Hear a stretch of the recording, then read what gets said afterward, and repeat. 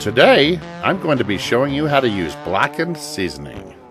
So if you like your food with a little kick, and you love Southern cooking, stay tuned because these recipes are up next.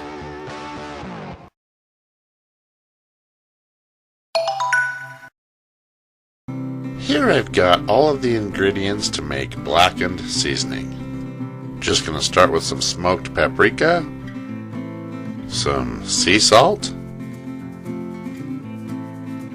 black pepper, onion powder.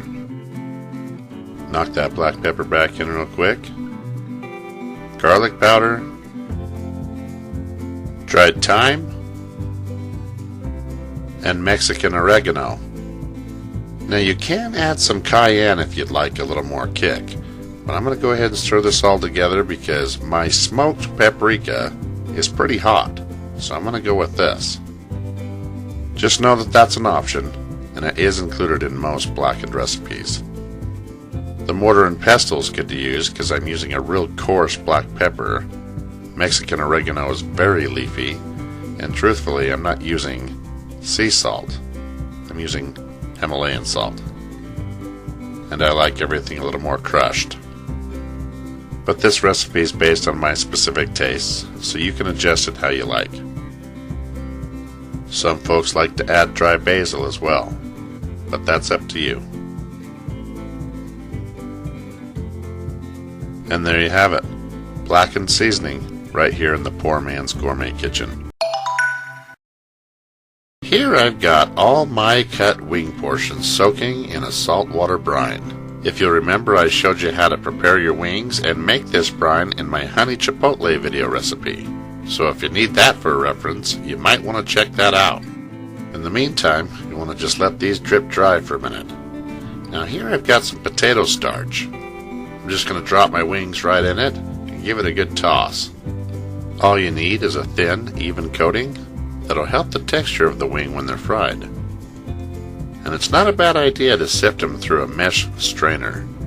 This way you don't crud up the oil in your deep fryer or in your pot on the stove. And if it looks like this, then they're perfect. And I drop these in my deep fryer and I cook them for 12 to 14 minutes at 350 degrees Fahrenheit. You want to watch for them to float and turn that nice golden brown. Then you can pull them out. And you want to let them rest for about 5 minutes. Now in a hot pan on the stove, I'm going to throw down some butter, followed by some Louisiana hot sauce, some brown sugar, and my secret ingredient, blackened seasoning. And this sauce comes together really quickly. All I do is stir until the sugar and butter melt. Then just remove it from the heat. And you want to ladle out about 3 ounces for every 8 wings, which is an average standard serving size. Then once again, just give the bowl a good toss until those wings are fully coated in buffalo sauce. Tell me this doesn't earn a thumbs up. Now all you need is some of my homemade blue cheese dressing, and I'm going to show you how to make this in the next video recipe. But don't forget the celery. And there you have it, buffalo chicken wings, right here in the Poor Man's Gourmet kitchen. Thank you for watching, and be sure to stop by PoorMansGourmetKitchen.com for more recipes and exact ingredients. Here I've got a package of country-style ribs. They've got these tiny little bones here on the ends, which is great because it leaves us with a meaty portion. As you can see here, 3/4 of this is solid meat, and it's from the lower tenderloin, so you know it's going to be good. I like to hit them with a little bit of kosher salt. And in the last video recipe, I showed you how to make this blackened seasoning. So we're going to go ahead and add that as well. This has smoked paprika, black pepper, garlic and onion powder, and a few earthy ingredients that make this absolutely delish. Just make sure that you season all sides.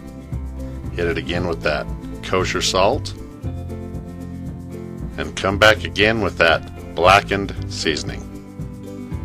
You can get in there and mix it with your hands if you'd like, but that smoked paprika really likes to stick to the skin, so I like to just give it a good bowl toss. Now just let that marinate and get to room temperature. In the meantime, I'm going to take my favorite barbecue sauce here, and I'm going to go ahead and add some pineapple juice. Give that a real good whisk. Make sure it's completely incorporated. Just like this. Now in a hot pan, I'm going to go ahead and add some olive oil. Now what I'm about to do, you can do outdoors on a grill if you prefer. But not everybody has a grill, but most people have a stove and they have an oven, so we're going to keep this recipe indoor. Just add those ribs right to the skillet. Don't worry about overcrowding in this recipe. Just want to make sure everything gets a good sear. This also helps to render down the fat.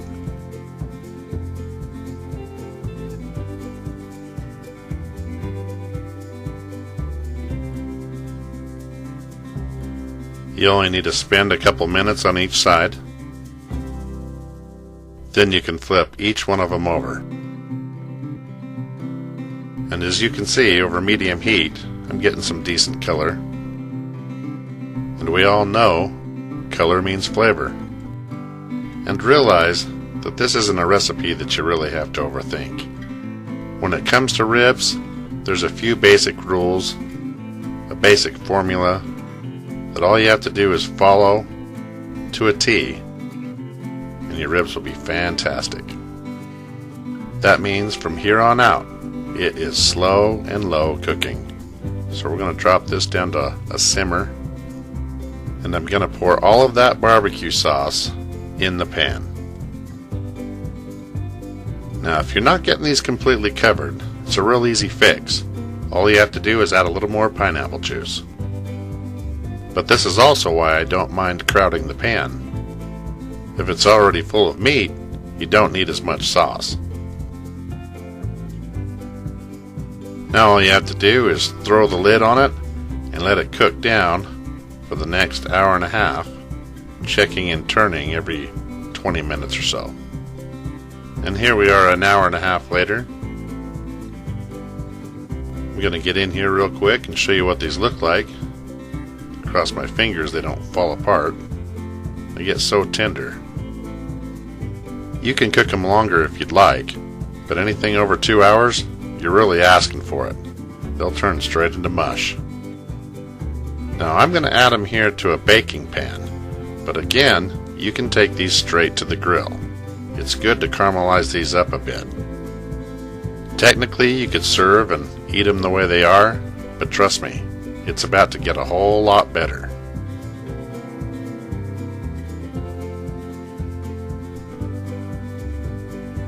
So I'm just going to take these straight to the oven, and I'm going to cook these at 350 degrees Fahrenheit for 20 minutes. And don't you dare throw out that leftover barbecue sauce. There are so many recipes you can use this for, and I'm going to show you how to make either barbecue or baked beans next video recipe. But now, here's the ribs. If you like this video, don't forget to like and subscribe.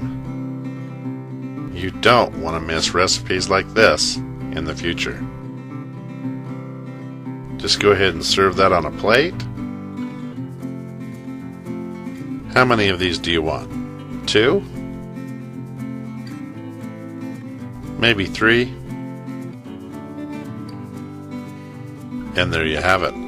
Country style barbecue ribs right here in the Poor Man's Gourmet Kitchen. Thank you for watching, and be sure to stop by PoorMansGourmetKitchen.com for more recipes and exact ingredients.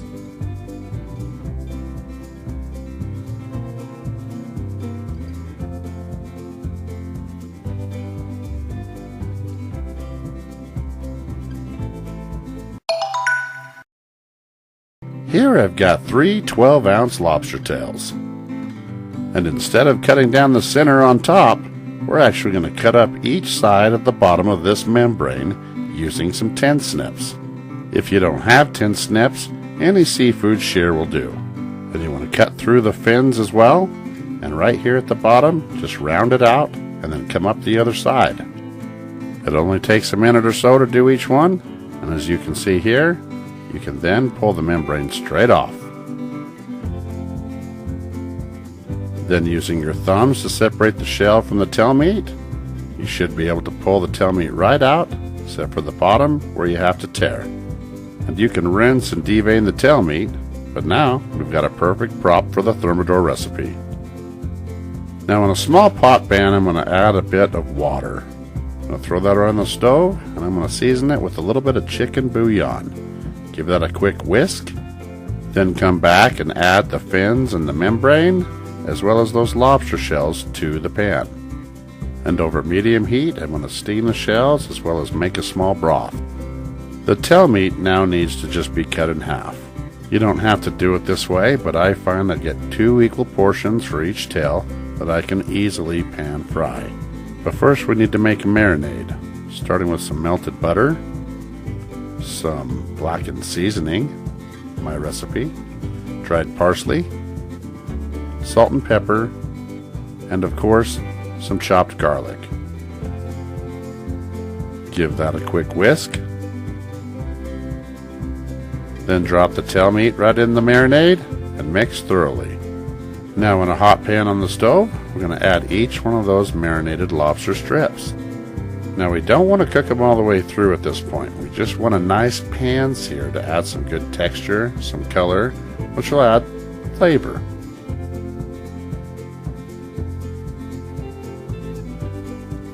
And over medium-high heat, you only need to sear for about a minute on each side before you flip.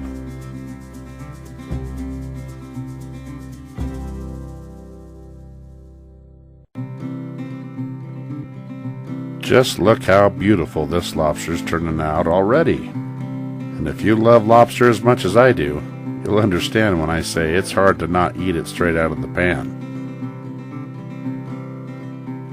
Again, we only need about a minute on each side, so we're going to go ahead and remove it from the heat. Throw it right down on a cutting board, let it cool for a second, and get right into cutting it into bite-sized pieces.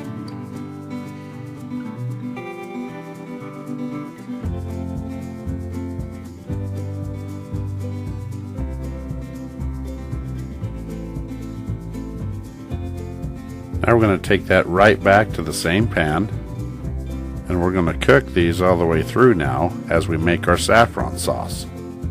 You can cook the saffron sauce separately if you prefer, but it's better this way. Start by adding some whipping cream.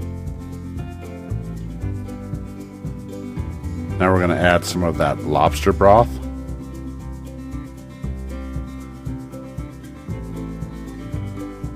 A sweet vermouth,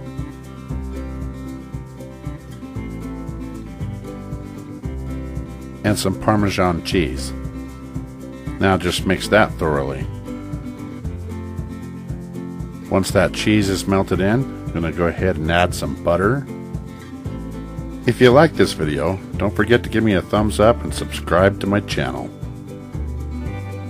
Some dried scallion,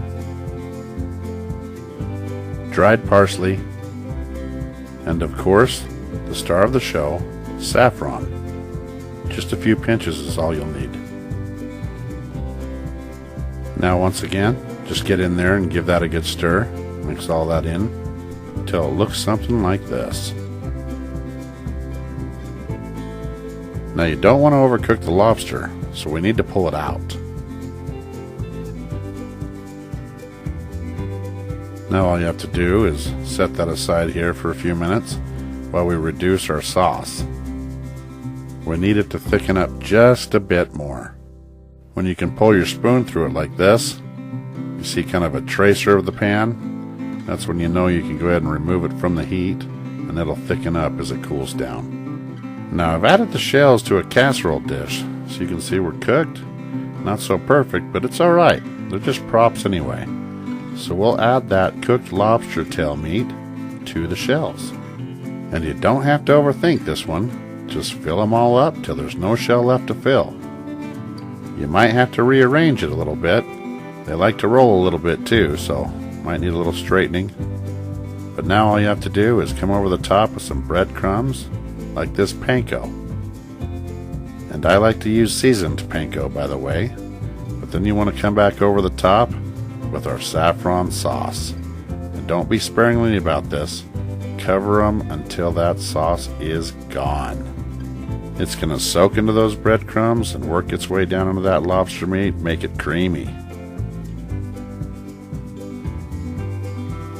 Now we're just going to add that to our oven under the broiler.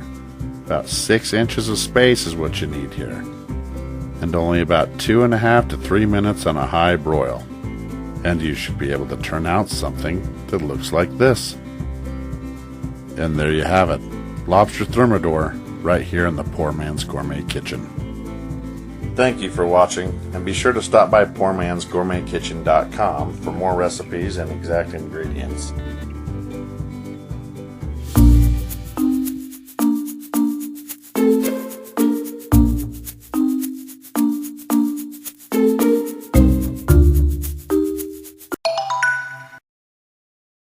A really good gumbo is pretty basic and doesn't have a lot of ingredients in it. What it does have, however, is a lot of love. And we're going to start out here with the vegetables. Celery, I like to split them right down the center of the stalk. Then chop it up into bite-sized pieces. Do the same thing to a whole white onion. And once we've chopped up a bell pepper as well, we now have the Holy Trinity.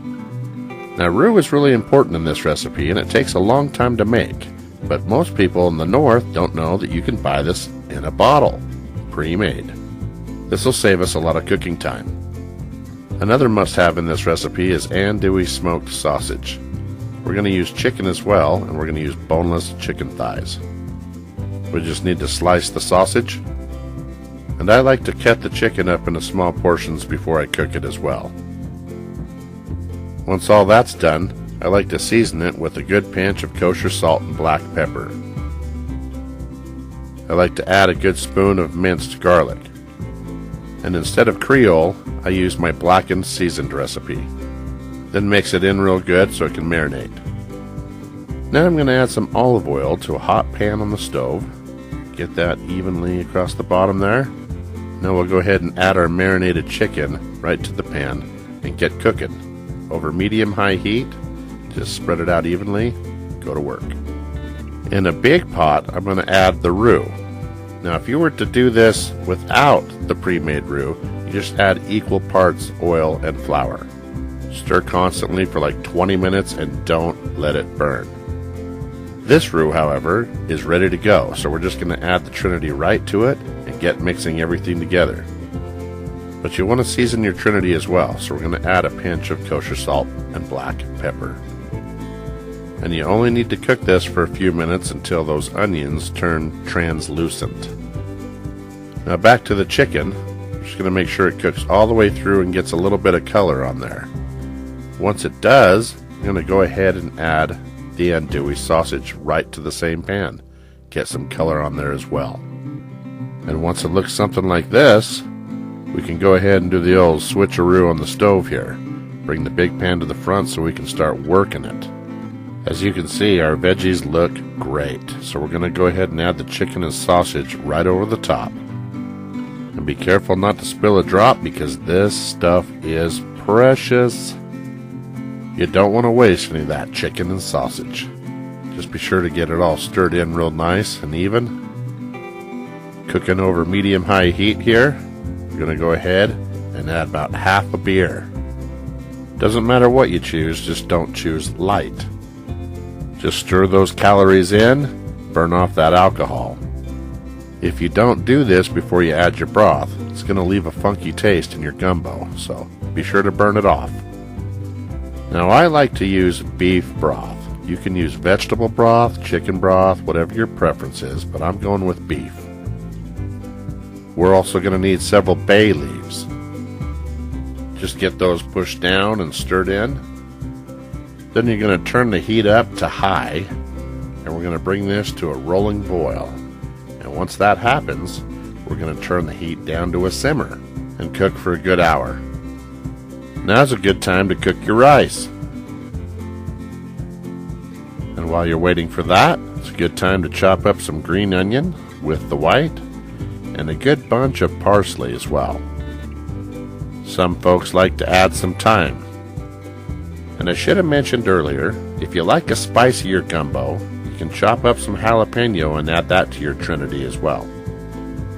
Now I've turned an extra light on here so you can see the reduction. Right up here is where we were, and we've dropped probably an inch in the pot here with the last hour of cooking. It's a good idea to remove the bay leaves before you serve. Another classic gumbo ingredient is Philly powder. This is usually added at the end of the cooking process, either right over the top of the batch you cooked or over each individual serving. It's up to you. You can leave it off if you prefer, but it really helps the flavor. And now we're ready to serve. Just a couple ladles in a bowl. Then I like to add the rice. Top it off with another ladle. Garnish with green onion and fresh chopped parsley.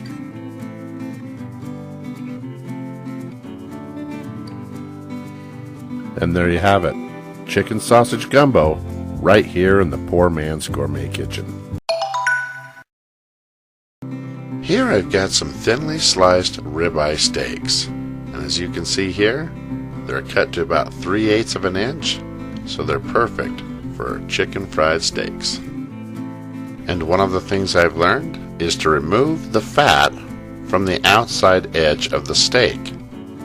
But don't throw this out. It can still be used in this recipe, and getting a nice sized portion like this one I'm cutting off right here is going to add a lot of flavor in this recipe, so just set it aside.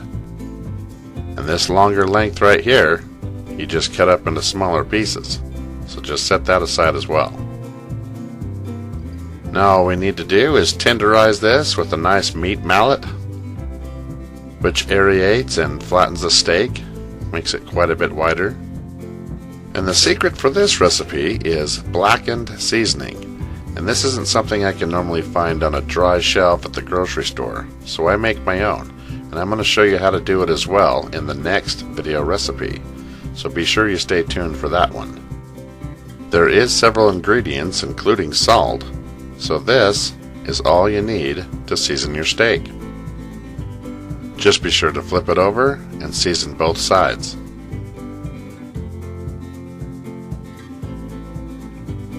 Press it in real good, give it a love pat, let it know you care. Now here I have unseasoned flour, and I'm whipping up a nice egg wash. And just like you'd handle fried chicken, we're going to take our steak and put it straight into the flour first. Make sure we coat both sides. Then go straight into the egg wash. It can get a little slippery in there, but again, you want to get both sides. Now back on over to the flour again. Now you can be done at this point once you coat both sides. This is what they call an original recipe. But if you want an extra crispy, you want to double up that crust, you're going to have to go back on over to the egg wash one more time. And for the last time, back into the flour. Now, if your steak comes apart like this ribeye did here on me, just flipping it over, don't even worry about it. It's actually going to paste on back together as it fries in the skillet. So don't stress. And let it rest in this flour for about 5 minutes. Now in a hot pan on the stove, we're going to go ahead and add that fat. And over medium heat, we're going to add the oil to it as well. Start to render that down, and this is where we're going to get a lot of that flavor. That's why it's important not to throw this out. All you want to do is get some color here on it, which takes a few minutes is all. flip it over to the other side, you can see we've got the color. Now what we've got to do is push it aside, and we'll drop in our seasoned and floured steak. Now unless you want yours medium rare, we're going to cook this all the way through. And in order to do that, we're going to sear it here for about 2 minutes, then give it a flip. As you can see, we've got some great color on this side. But I like to add another pinch of blackened seasoning, which gives it more color, and it's going to be great flavor on there when we're all done. Just another minute or so is all you're going to need, but you don't want to burn these little bits, so you just throw these here on top, just like this, and then we're going to take it off the heat and put it in the oven, and you want to bake this at 375 degrees for 8 to 10 minutes. Now's a good time to start your gravy if you're not going to use the renderings from your pan. There's several different ways to do this, and one of the easiest ways I know is to purchase one of these 98-cent pack pre-mades. You just mix water or milk, and they're not that bad. But if you want to know how to make a real nice country gravy, I've got a recipe here for you. It's called my egg gravy recipe, and it is phenomenal. So I'll leave you a link for this as well. But now the baking's done. Just look at that crust. Now you can go ahead and snack on your little bits if you want, or just set them aside, whichever you prefer. But go ahead and get some tongs on this bad boy and put it on a plate. Top it off and ladle in some country gravy. And there you have it. Ribeye country fried steak right here in the Poor Man's Gourmet kitchen. Thank you for watching, and be sure to stop by PoorMansGourmetKitchen.com for more recipes and exact ingredients.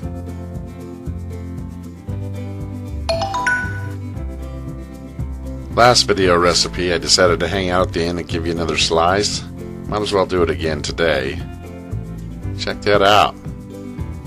Don't forget to like and subscribe.